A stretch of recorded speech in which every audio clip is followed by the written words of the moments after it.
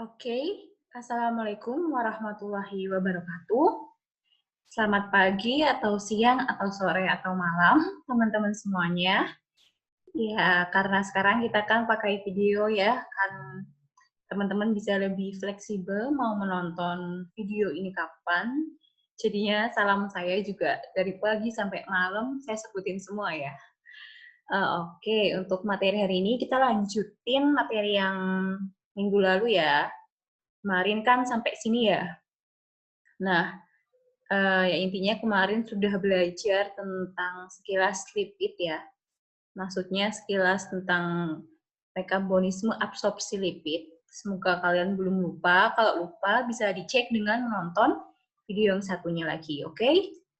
Nah, oke. Sekarang kita masuk ke sini. Saya nggak akan jelasin panjang lebar di sini. Pertama memang ya kalau terlalu dalam di sini juga nanti pusing akhirnya. Dan kemarin untuk yang karbohidrat ya saya juga sudah sempat bahas. Jadi saya harap secara garis besarnya kalian sudah bisa ingat gitu. Ya ini intinya saya cuma mau menekankan kalau protein, karbohidrat, dan lemak itu nanti semua prosesnya akan bertemu di citric acid cycle atau siklus Krebs-nya. Kalau di lemak, kalau kita bahas lemak, nanti akan jadi, intinya akan ada siklus yang membawa dia ke asetil-CoA. Udah gitu aja ya. Ini buat pengetahuan aja, saya juga nggak akan detail di sini gitu. Karena kita babnya hari ini tentang lebih ke gangguan metabolisme dari lipid gitu ya. Nah, oke. Ini intinya. Jadi dari lemak kan akan dipecah menjadi gliserol dan asam lemak ya, ketika sudah dikonsumsi dalam bentuk makanan kan. Nanti gliserolnya itu bentuknya dia awalnya rubahnya jadi dihidroksiaseton fosfat ini. Kemudian masuknya ke proses glikolisis, baru jadi asam pirufat dan baru masuk ke baru jadi asetil-CoA untuk masuk ke siklus Krebs. Nah, kalau yang asam lemak di breakdown menjadi asam lemak itu karena bantuan enzim lipase ya. Yang ini nanti asam lemaknya mengalami proses oksidasi gitu ya, namanya beta oksidasi.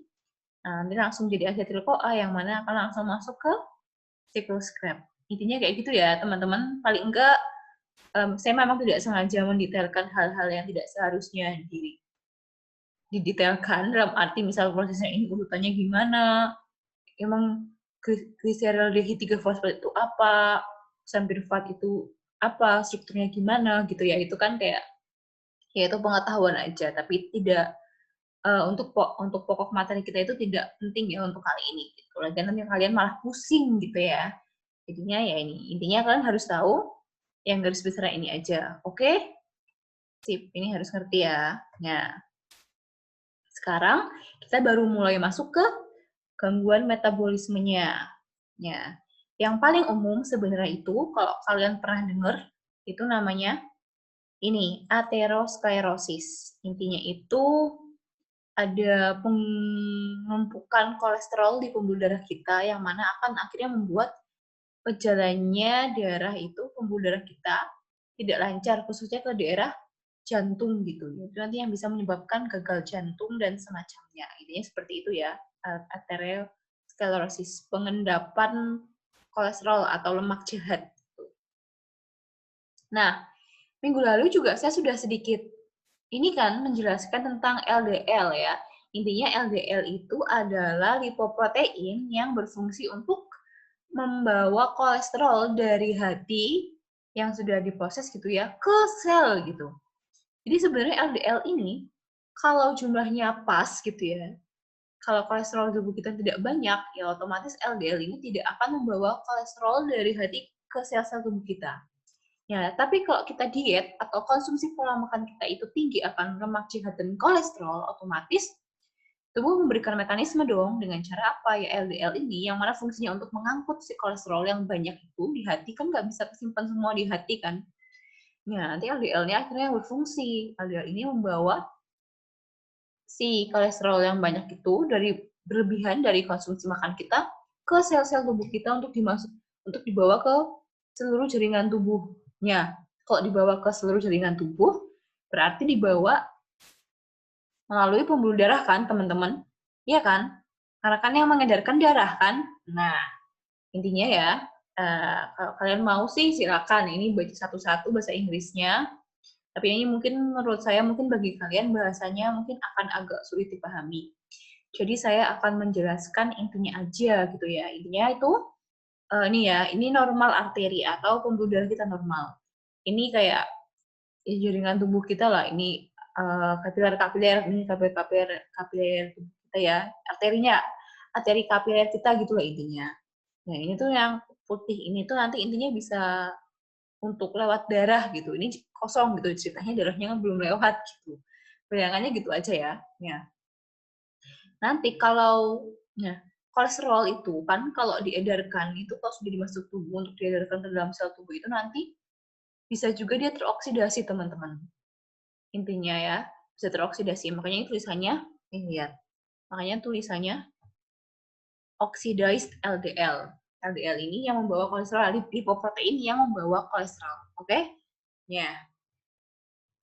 Intinya ketika terlalu banyak gitu ya. Jadi karena LDL gitu ya. LDL ini lipoprotein yang membawa kolesterol ini berpotensi sangat mudah teroksidasi. Kenapa begitu, Bu? Ya intinya itu sifatnya gitu. Sifatnya LDL itu memang dia mudah teroksidasi karena dia membawa kolesterol yang mana intinya kandungan zatnya gitu lah ya. Buat mudah teroksidasi. Lah kok bisa teroksidasi, Bu? Ya, karena kan dia bertemu dengan darah. Iya kan? Kan di bawah darah toh. LDL kan larut ini kan. LDL kan lemak nggak bisa larut air, tapi karena bantuan protein, lipoprotein itu akhirnya dia bisa larut di darah, ya kan, yang mana air itu kan. Jadinya LDL ini ikutnya dengan aliran darah tuh teman-teman. Nah, di darah itu kan pasti ada oksigennya kan, makanya bisa teroksidasi kalau terbawa lama gitu kan, tapi kalau banyak. Ya, nanti kalau sudah teroksidasi, LDL ini intinya ya, gampangannya, ketika LDL ini sudah teroksidasi, dia menjadi bentuk yang mana toksik gitu, sifatnya menjadi toksik dan mudah merusak dinding sel. Bukan dinding sel, dinding arteri. Ini gambarnya digambarkan seperti ini ya, invading monocyte. Intinya LDL yang telah teroksidasi ini berpotensi untuk ini merusak yang ungu-ungu tua ini teman-teman ini yang seperti ini. Sehingga masuk ke pembuluh darah di sini. Ya, masuk ke sini. Nah, nanti lama-lama mungkin cuma sedikit ya, kecil gitu.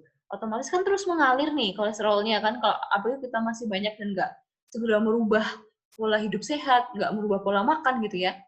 Nanti lama-lama akan terkumpul gitu. Ini sedikit, masih sedikit.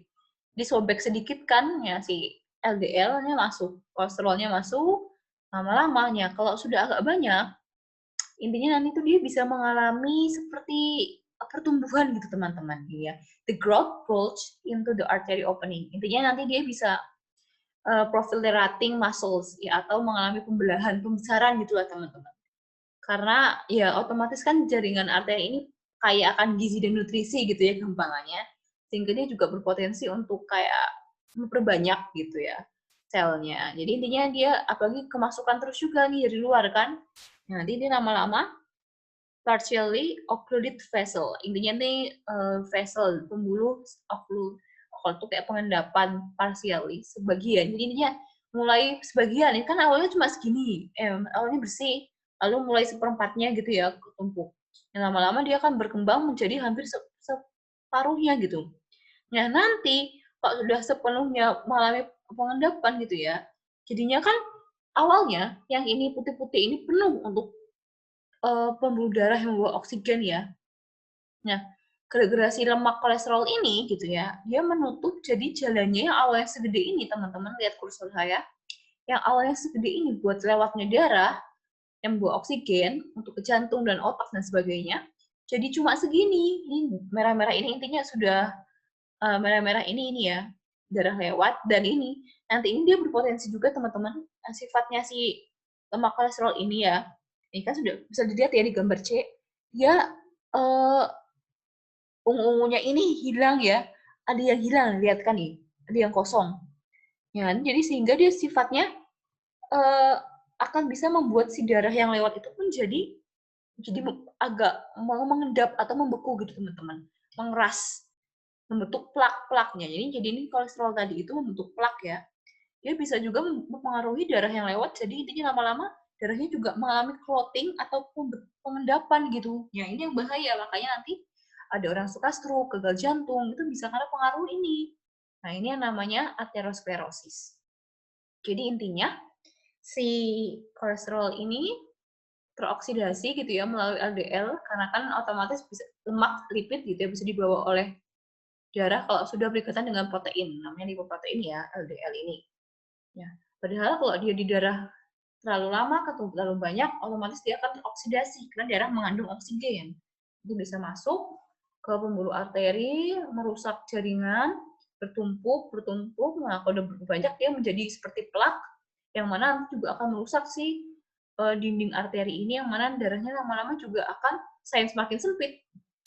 Untuk volume darah yang bisa terbawa juga membuat ini akhirnya darahnya ikut clotting gitu, ikut mengalami pembekuan pengendapan. Ya, ini yang bisa bikin stroke, gagal jantung. Sampai sini paham ya teman-teman? Ini poin penting ya. Keluar di UAS besok nih. Ya. Ini efek pada jantung. Jadi nanti otomatis ini ngaruhnya tadi pembuluh darah jantung tersumbat. Bahasa Inggrisnya yang kayak gini akibat pembuluh darah jantung tersumbat namanya cardiovascular heart disease. Ini segala penyakit yang berhubungan dengan ya gagal jantung atau pembuluh darah tersumbat pasti biasanya sebutannya ini ya, cardiovascular heart disease atau coronary heart disease atau juga coronary artery disease. Ya tiga-tiganya ini intinya sama gitu ya kalau di bahasa Inggris ini. Ya ini tadi ya, ini gambar lebih jelasnya ini. Jadi seperti awalnya begini bagus ya teman-teman ini. Ya normal mengalami yang LDL-nya teroksidasi bisa masuk kayak karena kalau sudah teroksidasi intinya sifatnya LDL toksik gitu ya, bisa merusak dinding arteri gitu ya. Nanti masuk pelan-pelan, lama-lama berkumpul di sini, ya lama-lama blood vessel-nya juga ikut, si darahnya yang mau dibawa udah makin sempit tempatnya buat lewat, lama-lama juga bisa ikut terendapkan gitu karena sifatnya ini gitulah. Gitu. Oke? Sampai sini paham ya? Nah, ini efek pada otak. Jadi kalau ke jantung, hubungannya dengan jantung ini ya, gagal jantung. Kalau ke otak, jadi kan darah ada yang dibawa ke jantung, ada yang di otak kan teman-teman. Yang paling penting kan organ tubuh kita kan dua itu ya. Sebenarnya yang lain juga penting ya, ginjal, hati, paru-paru juga penting. Cuman ya itu, ya otak dan jantung itu paling ya gampangnya sering mengalami gangguan langsung bisa bahaya banget, langsung meninggal gitu ya. Yang ini efek pada otak otomatis kalau penyumbatan darah di daerah mau yang ke jantung tadi kan ini gagal jantung gitu ya. Kalau di ke otak intinya ini stroke gitu. Penyumbatan pembuluh darah ke otak. Stroke adalah kondisi yang terjadi ketika pasokan darah ke otak terputus akibat penyumbatan atau pecahnya pembuluh darah. Akibatnya terjadi kematian sel-sel pada sebagian area di otak. Gitu. Makanya nanti kalau kena stroke kan akhirnya ada beberapa organ tubuh, beberapa bagian tubuh yang tidak bisa berfungsi kan. Itu karena sudah terjadi kematian sel-sel di area otak yang bertanggung jawab untuk bagian-bagian tersebut. Gitu. Misal untuk bagian tangan, itu kan misalnya yang selama ini mengkoordinir otak kanan bagian bawah misalnya. Terus karena kena yang rusak sel-selnya gitu ya, tersumbat di bagian situ akhirnya ya udah nggak jalan normalnya darah, akhirnya nggak bisa gerak tuh tangan gitu ya. Oke, sekarang masuk ke gangguan selanjutnya yaitu lipid dan obesitas. Ya intinya ini juga secara umum kalian pasti sudah paham ya. Obesitas itu meningkatkan resiko ini bisa dilihat stroke, diabetes, vena varicose atau pelebaran pembuluh darah, kematian pramatang, itu maksudnya ya kematian muda lah gitu ya karena obesitas. Sedangkan jantung, artritisnya, sakit sendi.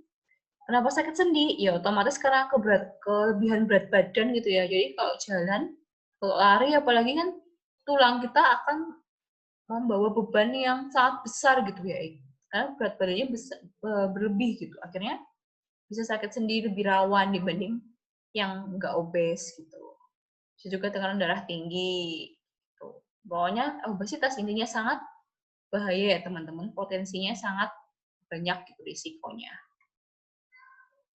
Ya, faktor yang mempengaruhi obesitas intinya itu ada secara genetik, ya karena genetik bawaan dari orang tua atau pokoknya ada keluarga kita yang pernah riwayat riwayat obesitas, riwayat diabetes itu berpengaruh gitu ya teman-teman, harus diperhatikan. Ya, tapi yang paling berpengaruh biasanya itu dari lingkungan luar, environmental factors, misal ya ini misal kurang olahraga ya, exercise kurang olahraga atau metabolic rate-nya kita kurang bagus. Misalnya biasanya karena pola hidupnya kurang sehat misal. Pola hidupnya kurang sehat biasanya metabolic rate-nya juga istilahnya kurang normal gitu.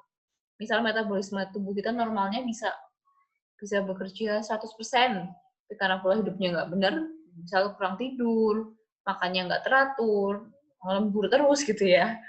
Nah, nanti bisa metabolic rate-nya bisa menurun teman-teman. Ya, awalnya efektif 100%, semakin bertambah tua, bagi kinerja jaringan tubuh makin berkurang, lama-lama metabolic rate-nya cuma 80%, 75%, ya ini bahaya. Culture, budaya, mungkin ya budaya, ini mengaruh juga ke budaya hidup ya, pola hidup maksudnya. Culture-nya misal males, mageran gitu ya, males jalan kaki, nggak mau exercise, nggak suka keringetan gitu ya, nggak suka olahraga, ini ngaruh.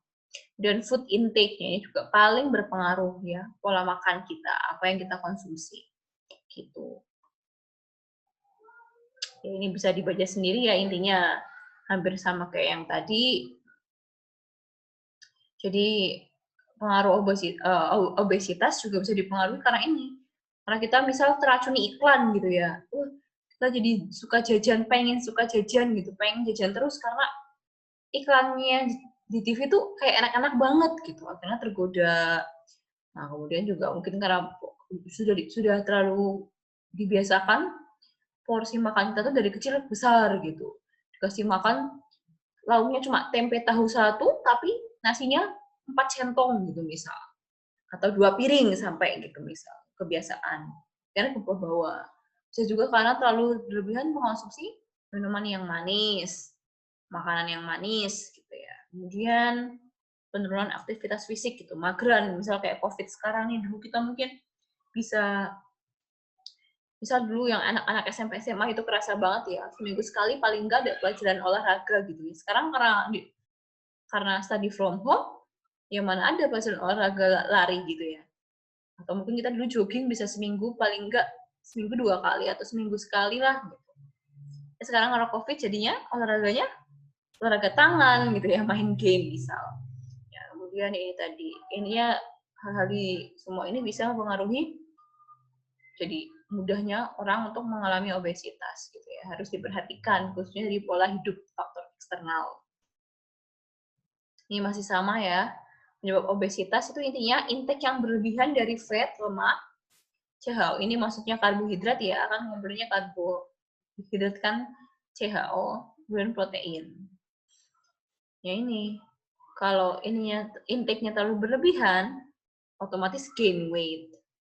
Nah, kalau yang berlebihan ini ekspenditur atau pengeluarannya yaitu aktivitasnya berlebihan, terus apa tuh metabolic rate-nya terlalu tinggi gitu ya. Bisa juga dia juga ada kadang pengaruh keturunan ya. Jadi terlalu cepat metabolisme tubuhnya gitu ya. Itu juga bisa ngaruh. Jadi dia cepat kehilangan berat badan misalnya kayak gitu. Ini juga nanti bisa kurang seimbangnya. Untuk stable weight, untuk seimbangnya otomatis ya ini tadi harus seimbang antara intake dan expenditure-nya gitu ya. Dengan bantuan mekanisme penyimpanan lemak tubuh gitu. Nah, ini juga kayaknya saya sempat singgung sebentar waktu sebelum UTS ya. Intinya itu kenapa sih kita tuh bisa mengalami obesitas, bisa mengalami penumpukan lemak gitu? Kayak kenapa sih kok lemak ini kasarannya jadi lebih gampang tercipta gitu ya di tubuh kita, lebih gampang. Kayaknya gampang banget nimbul lemak gitu. Kenapa ya? Karena intinya kok kita kelebihan konsumsi karbohidrat, ujung-ujungnya karbohidrat itu akan dikonversi menjadi lemak yang akan disimpan di jaringan adiposa.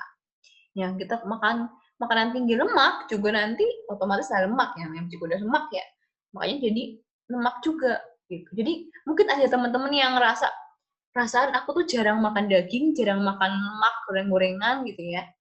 Aku cuman makan apa gitu ya, manis-manis tapi kayaknya kok beratku naik terus ya tiap minggu, tiap bulan aku naik sekilo misalnya kayak gitu. tiap bulan naik 2 kilo gimana nih gitu ya. Itu pasti karena selain aktivitas tubuhnya berkurang ya, mungkin karena Covid gitu ya, jadi mager, juga karena ini, perasaan makan daging dikit gitu ya, makan yang berminyak-minyak dikit gitu, tapi kok naiknya banyak. Ya, mungkin kalian makan kerupuk gitu ya, gorengan gitu ya, kayak terus kayak nasinya banyak banget gitu, atau kayak cake gitu, makan cake gitu, atau apa karbohidrat yang lain, minuman-minuman manis, bubble tea gitu ya. Itu kan tinggi karbo, tinggi gula, gula sederhana, makanya nanti kalau kebanyakan juga jadi lemak gitu, disimpannya di jaringan adiposa seperti itu. Nah, ini ada contoh penghitungan BMI ya. Intinya untuk membantu kita untuk mengetahui, untuk mengontrol gitu ya. Apakah kita tuh masih sehat, masih ideal gitu ya. Nah ini, teman-teman mungkin juga sudah sering dengar, intinya adalah berat badan dibagi, tinggi badan dibikin ini ya, meter, pang dikuadratkan. Ini contohnya, misal beratnya 76, tingginya 167. Ya, nanti otomatis dikali dulu tinggi badannya dibikin meter, dikuadratin, dikali 2 ya. Di sini, kemudian dibagi, jadi berat badan dibagi yang tadi, tinggi badan dalam bentuk meter sudah dikuadratkannya ini. Nah, ya kita lihat nih, 27,25. Ternyata masuknya ke overweight gitu. Ini kalau sudah masuk overweight, ini sudah harus hati-hati banget. Jadi teman-teman kalau nanti ngitung BMI, terus udah masuk overweight, sebenarnya harus langsung segera mencoba menurunkan berat badan. Kenapa? Karena kalau sudah overweight, cenderung lebih mudah untuk naik lagi, untuk jadi obes. Gitu. Jadi harus segera diturunkan. Bahkan kalau sudah masuk normal pun ini sangat harus, kalau misalnya ya, kalian normal, tapi angkanya itu 24, gitu ya, 24,5, 24,8, gitu udah harus waspada, karena gampang banget untuk jadi overweight, gitu. Jadi dipertahankan di sekitar mungkin di bawah 23, di bawah 22, itu masih oke, gitu ya. Nah ini, untuk penanganan obesitas, caranya sebenarnya yang paling utama itu harus dengan mengatur lifestyle. Mengatur lifestyle ini termasuk dengan ya otomatis pola makan ya, ada diet gitu. Dietnya 1.200, kan kalau normalnya kan 2.100 ya biasanya manusia itunya. Jadi dibikin separuhnya gitu, kurang lebih 1.200-an gitu ya. Jadi dikurangin konsumsi kalorinya, kemudian dibanyakin makan sayurannya yang kayak serat, olahraga, pola hidup bersih dan sehat gitu ya. Ya, kalau kita masih normal, seharusnya masih normal itu maksud saya sehat gitu ya. Bagi teman-teman kan masih muda gitu ya. Kalau konsisten mengatur lifestyle itu pasti 3 bulan aja atau 2 bulan sudah nanti kelihatan gitu ya. Misal teman-teman sudah masuk overweight, mengubah lifestyle sebagian atau keseluruhan dalam 2-3 bulan aja pasti insya Allah akan ada penurunan meskipun cuma sekilo 2 kilo dulu gitu ya. Intinya harus konsisten gitu, dipertahankan.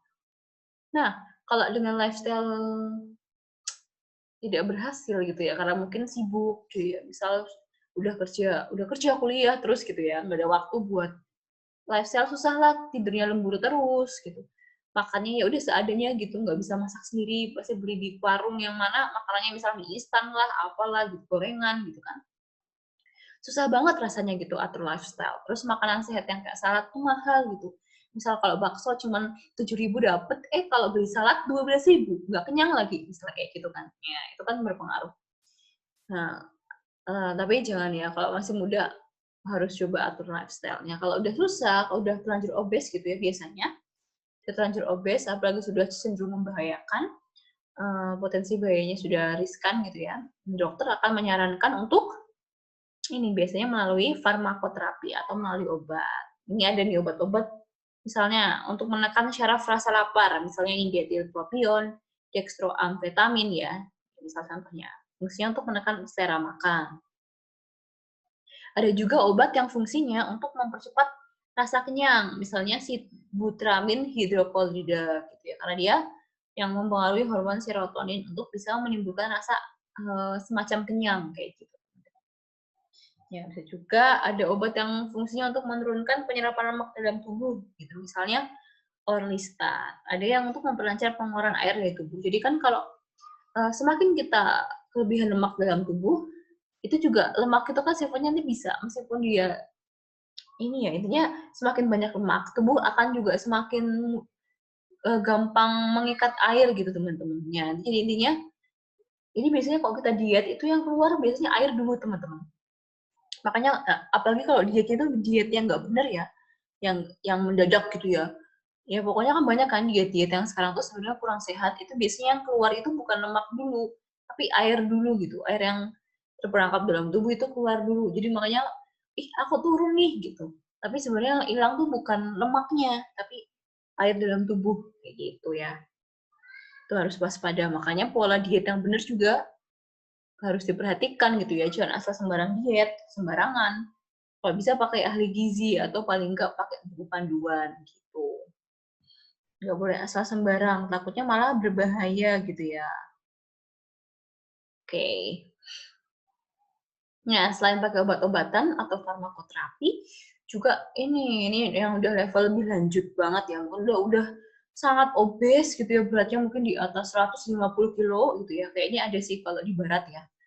Nah, itu bisa ya terpaksa ini udah mahal juga ya, ini bisa dengan operasi medis liposuction. Pernah dengar kan ya? Apa namanya, sedot lemak, ya itu. Ini. Tapi otomatis juga ada resikonya juga besar gitu ya. Saya juga kurang tahu ya resikonya seperti apa, yang jelas mahal dan ya beresiko juga gitu. Dan nanti kurang sehat kalau nggak salah. Maksudnya mungkin lemaknya berkurang tapi jadinya ya gitu ya. Mungkin bahasa Jawanya itu jadi glenyer-glenyer, gember-gember gitu kulitnya, sepertinya nggak bisa kenceng kayaknya. Kurang ngerti juga saya ya. Intinya kalau bisa ya sampai melalui tahap yang obat, apalagi sampai harus liposuction gitu ya. Ya, sekarang masuk ke gangguan metabolisme lipid yang lain selain tadi aterosklerosis dan obes. Ada juga ini hiperlipidemia. Udah kelihatan ya dari namanya hiperlipid, intinya kelebihan lipid gitu ya. Jadi hiperlipidemia juga disebutnya dislipidemia ya, intinya berkaitan dengan penyakit kardiovaskuler tadi ya. Penyempitan pembuluh darah karena lemak ya. Yang ini ada dulu peneliti namanya Fredrickson, Levy, dan List mengklasifikasikan hiperlipidemia dalam sistem klasifikasi berdasarkan meningkatnya konsentrasi lipoprotein plasma. Ingat ya, lipoprotein ini yang membawa kolesterol atau lemak dari hati untuk diedarkan ke jaringan tubuh gitu. Ya, ini klasifikasinya kita lihat di tabel selanjutnya. Nah, ini bisa dilihat ya teman-teman, lipoproteinnya di sini yang dituliskan chylomicrons, LDL, VLDL, IDL. Paham maksud saya? Di sini nggak ada HDL loh. Kenapa ya? Karena memang cuma the only one, cuma HDL itu yang fungsinya untuk mengangkut balik kolesterol dalam tubuh, di dalam sel-sel tubuh, jaringan tubuh untuk dibawa kembali ke hati untuk direstorasi, untuk diproses ulang gitu. Jadi kasarannya, ke bahasa gampangnya saya ngomong kayak ya pasukan lipoprotein yang membawa kolesterol ke sel tubuh kita tuh banyak banget gitu. Sel omikron, LDL, VLDL, IDL semuanya membantu untuk mengedarkan kolesterol ke jaringan tubuh. Yang mana otomatis ya tadi potensi untuk kalau membawa banyak kolesterol potensi mengalami teroksidasi sehingga bisa merusak arteri, sehingga bisa membuat penyumbatan pembuluh darah gitu ya. Sedangkan yang lipoprotein baiknya yang membantu membalikkan lipid-lipid lemak kolesterol dari tubuh ke hati itu cuman sih HDL gitu. Makanya sering disebut HDL itu lipoprotein baik, sedangkan sisanya khususnya LDL itu lipoprotein jahat gitu. Nah, sebenarnya kan juga HDL, LDL punya fungsinya masing-masing ya. Kalau konsumsi lemak kita tidak berlebihan, otomatis berjalan normal. LDL ini nggak jahat gitu lah bahasanya. Tapi gara-gara konsumsi kolesterol lemak kita berlebihan, otomatis LDL, IDL, LDL, salomekron ini merasa, oh ini banyak lemak yang masuk dan aku harus membawa dia ke semua jaringan tubuh nih lewat pembuluh darah. Ya udah dia bekerja dong ini masing-masing kayak gitu. Itu ya teman-teman, paham ya maksudnya saya? Ya ini intinya klasifikasinya aja bisa dibaca sendiri ya. Kalau tipe 1. Jadi kalau si tadi peneliti Fredrickson dan kawan-kawan itu mengklasifikasikan hiperlipidemia itu bisa berdasarkan dari si lipoprotein apa yang meningkat atau yang membawa ke tubuh kita, ke jaringan sel di tubuh kita. Kalau tipe 1 berarti yang membawa chylomicron. Kalau yang bawa cuma LDL doang, tipe 2A. Kalau LDL sama VLDL, normalnya seringnya ini ya, LDL sama VLDL, tipe 2B, dan seterusnya ya. Gitu. Ini sebenarnya gini teman-teman, ini tuh slide-nya sebenarnya banyak gitu ya. Tapi karena ya takut waktunya tidak cukup untuk membahas semuanya sampai selesai, juga saya rasa sepertinya materinya terlalu detail banget kalau saya jelasin detail, dan takut kalian juga malah makin pusing. Ya akhirnya saya ini sekilas aja ya. Ini intinya salah satu contoh efek dari hiperlipidemia gitu ya. Sebenarnya ada namanya sendiri, ada mekanismenya sendiri, tapi ya biar cepet aja. Ini contoh bisa sampai kayak gini nih, misal. Ada juga yang sampai tangannya kemerahan terus kayak membengkak gitu juga bisa. Ini mungkin juga efek lain selain dari coronary heart disease atau penyumbatan pembuluh darah, kadang ada efek-efek lain di tubuh kita yang terlihat. Mungkin misal ada tubuh yang kayak membengkak, warnanya merah gitu ya. Kemudian bisa juga warnanya kayak gini gitu ya. Ya ada yang sampai ke mata gitu ya. Yang saya juga lihat yang ngeri juga. Ya tadi kan hiperlipidemia ini itu hiperlipidemia primer. Artinya itu ya karena yang sangat berpengaruh itu bawaan dari dibawa oleh sel mikron LDL gitu ya. Yang mana lipoprotein dalam tubuh kita. Gitu, ya.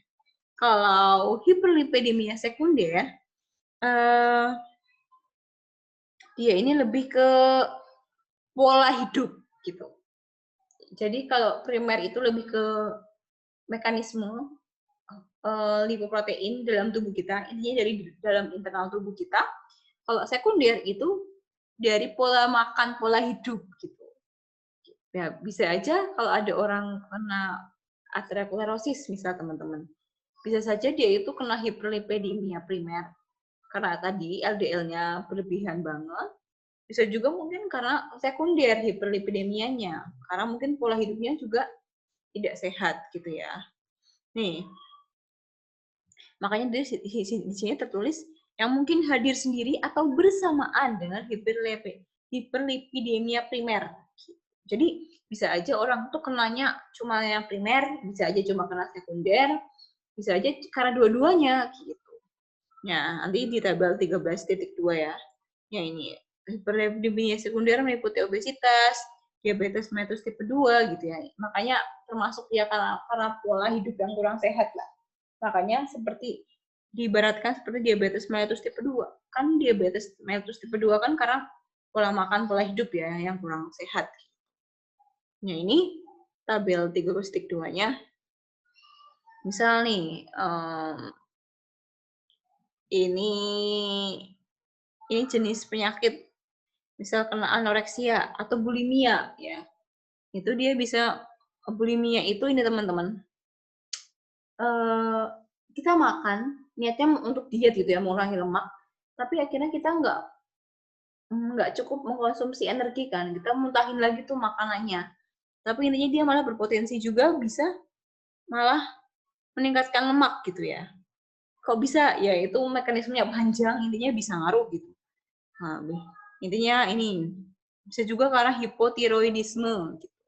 Bisa konsumsi makanan terlalu tinggi natrium ya, itu ngaruh juga nanti bisa mengganggu keseimbangan hormon tiroid dan semacamnya, bisa menyebabkan hiperkolesterol juga. Sebenarnya nggak the only one ya, maksudnya nggak cuma karena hipotiroidis terus akhirnya ngaruh gitu, langsung jadi hiperkolesterol enggak, tapi maksudnya salah satu faktor yang bisa berpengaruh ini gitu. Nah, kemudian bisa juga ini predominan hipertrigliseridemia. Misalnya karena ya nih, misal obesitas, terlalu banyak minum alkohol, kena diabetes mellitus gitu ya. Ya ini bisa ngaruh. Nah, intinya ini yang membantu menyebabkan hal-hal yang termasuk hiperlipidemia sekunder, menyebabkan bisa berpotensi memperburuk atau membuat jadi hiperlipidemia juga gitu ya, faktor-faktor ini. Nah, selain tadi yang sudah saya jelaskan juga ada kelainan lipid lainnya. Misalnya, kalau tadi kan kebanyakan kayak aterosklerosis gitu ya, karena kurangnya HDL dan banyaknya LDL gitu ya. Karena banyaknya kolesterol sehingga LDL banyak untuk membawa si kolesterol melalui sel-sel tubuh. Nah, ada juga yang namanya hypoalpha-lipoproteinemia. Wah, susah banget ya namanya ini. Ini kebalikannya. Ini gangguan konsentrasi. Oh, enggak, masih sama. Ini masih sama, hampir kayak hiperlipidemia, cuman beda. Mana tadi ya? Oh, pencet, maaf. Cuman beda ini. Akibat gitu. Jadi kalau yang kayak tadi itu, HDL-nya sebenarnya normal jumlahnya, cuman terlalu banyak banget LDL-nya gitu misalnya. Kalau tadi yang di hiperlipidemia primer. Ya, kalau di hypoalpha-lipoproteinemia ini memang misal LDL-nya itu normal, kita juga makannya lemak itu nggak ya masih standar lah, nggak banyak-banyak banget gitu ya, nggak suka ngambil lemak atau jajan-jajanan gitu banget. Tapi memang dasarnya, misal konsentrasi plasma HDL kita rendah, gitu. Kan idealnya 1 milimol gitu ya per liter. Kita cuma punyanya 0, berapa gitu ya, itu bisa berpengaruh juga. Ini biasanya genetik. Dan juga atau mungkin ya memang ada gangguan penyakit kardiovaskular dini ya, jadi masih nyambung ke biasanya genetik sih. Jarang-jarang memang karena apa ya, tahu-tahu orang tuh HDL-nya rendah gitu, biasanya pasti karena dari sononya gitu ya maksudnya. Ya, selain hypoalpha-lipoproteinemia ini juga ada yang namanya Tenier ya, penyakit Tenier ini. Ini juga hampir sama dengan hipoalfa, sebenarnya sama sih, cuma mungkin ada orang yang membuat nama sebutan untuk penyakitnya gitu ya.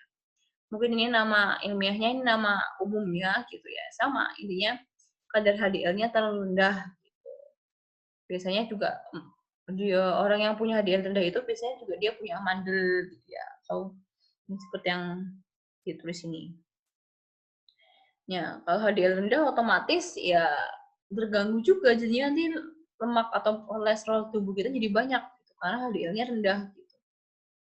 Ya, ini penyebab dari rendahnya HDL ya.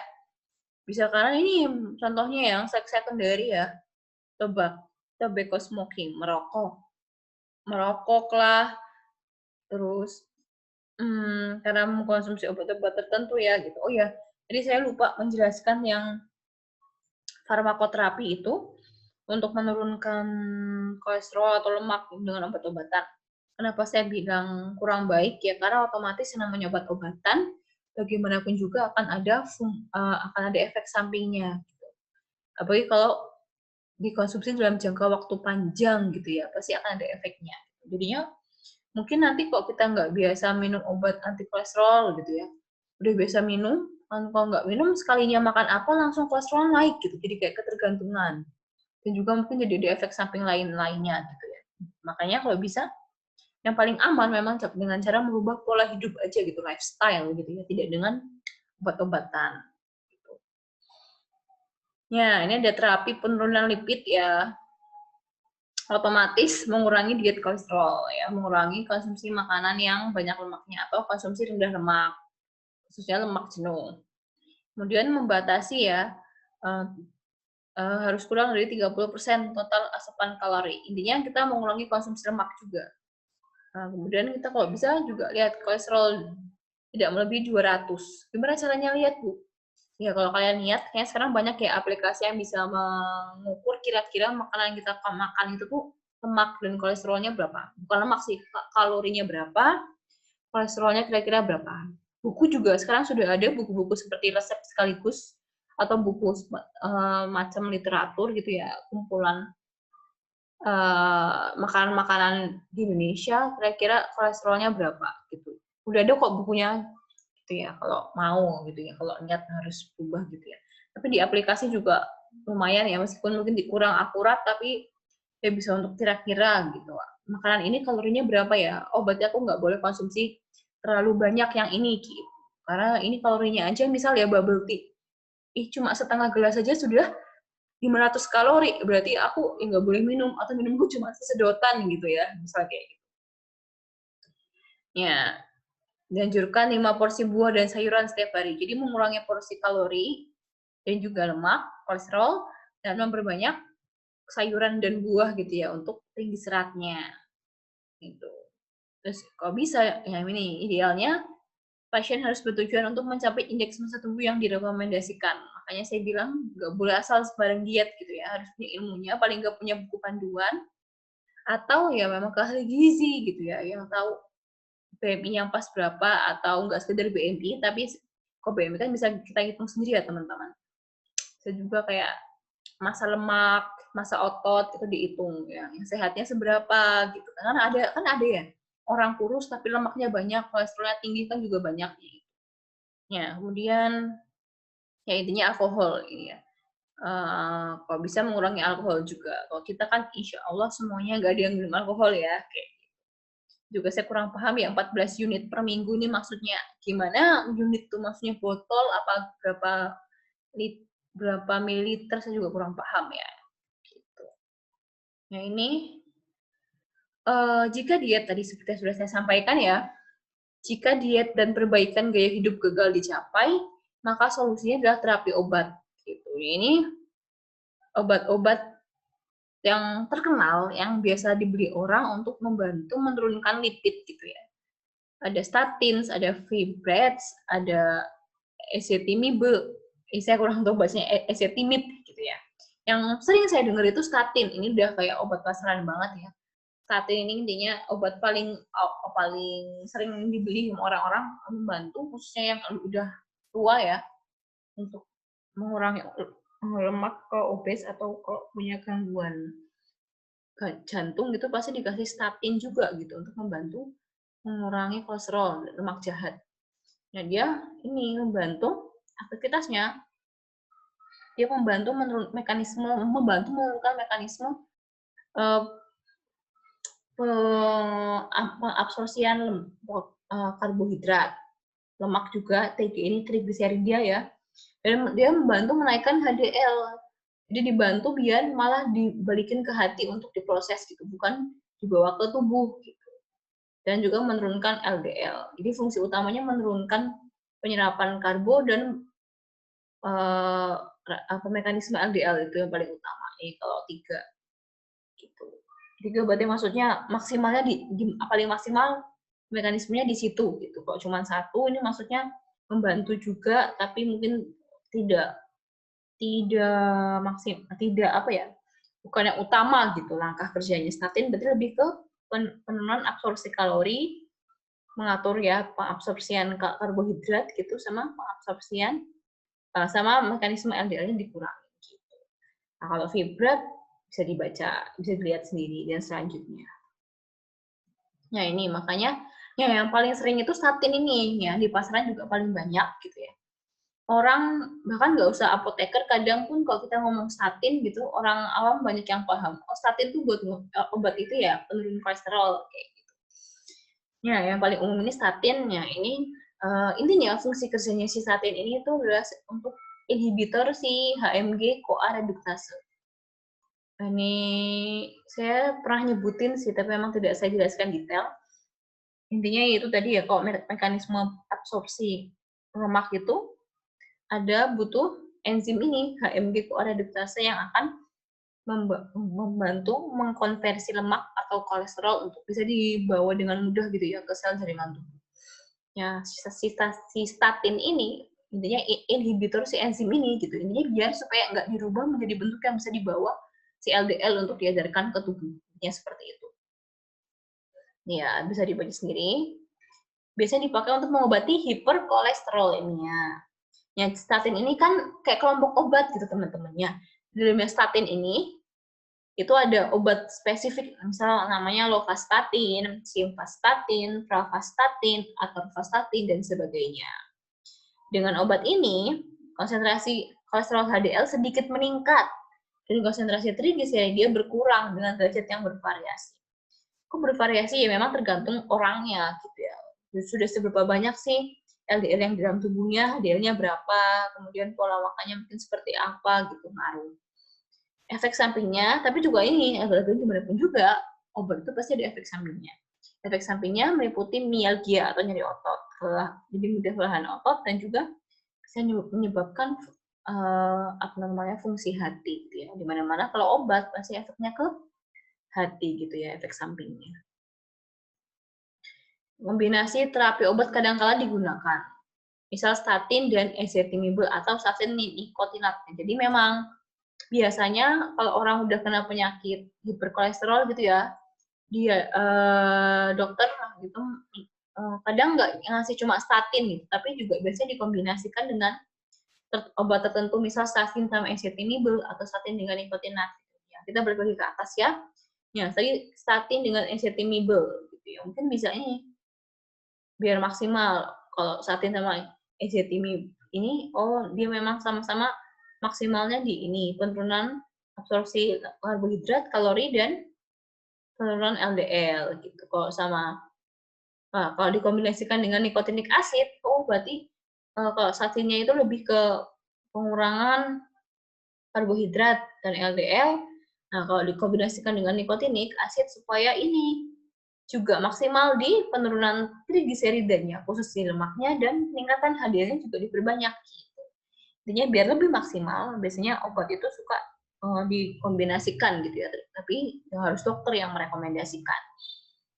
Ya, ini makanya harus dipantau ketat, terutama yang terkait dengan bahaya efek samping. Karena bagaimanapun juga obat tadi seperti yang sudah saya sampaikan pasti punya efek samping. Ya, oke.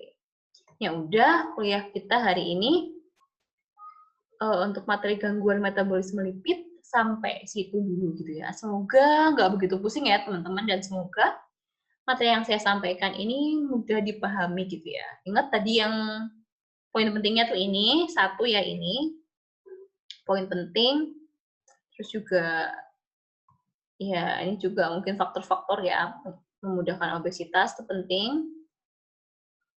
Terus ini juga ya itu intinya itu ya. Mungkin untuk video kali ini segitu dulu, berarti minggu depan kita akan mulai masuk ke yang lain ya. Lipid sudah selesai, silakan ditonton videonya, bisa diulangi jika ada yang masih bingung atau kurang jelas, atau bisa tanya langsung ke saya. Sekian materi di saya hari ini, mohon maaf pada salah kata, semoga mudah dipahami ya. Wassalamualaikum warahmatullahi wabarakatuh.